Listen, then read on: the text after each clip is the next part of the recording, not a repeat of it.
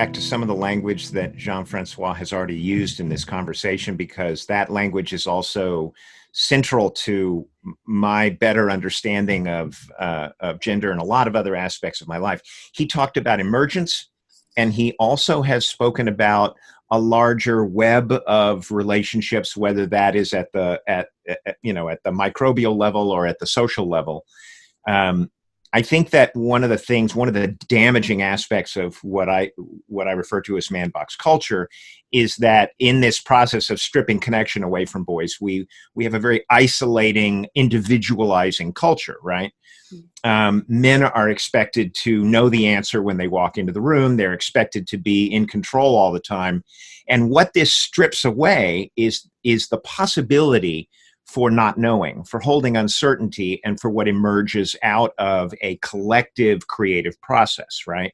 So everything that we know about organizations and corporations now in terms of research that's coming out from folks like Deloitte and other organizations is that when you have a fully diverse and inclusive leadership at the top levels of organizations, and this can be BIPOC, it can be women, whatever. When you have that fully diversified, you get dramatically higher levels of creativity, innovation, long-term value creation, profitability. Everything goes through the roof in terms of performance.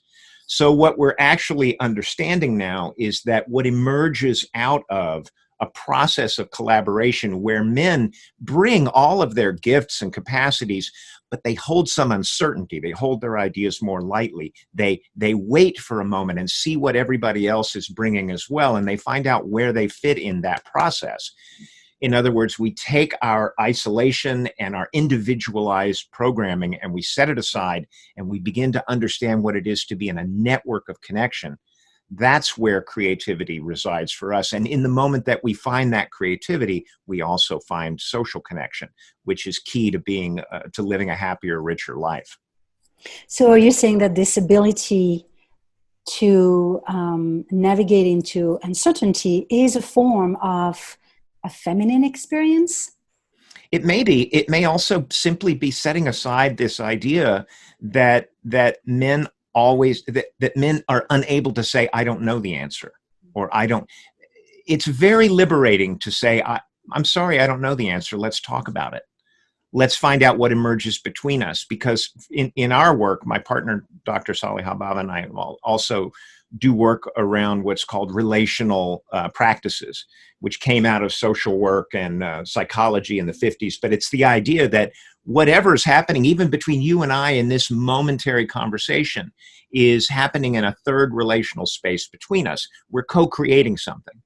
And how we view that, and whether we choose to care for the relationship over our roles, is one way in which we more readily co-create and get creative. That is, I'm going to center our relationship and see what emerges out of that. If that's feminine or masculine, right now I can tell you it's definitely viewed as feminine because men are punished for seeking to do that.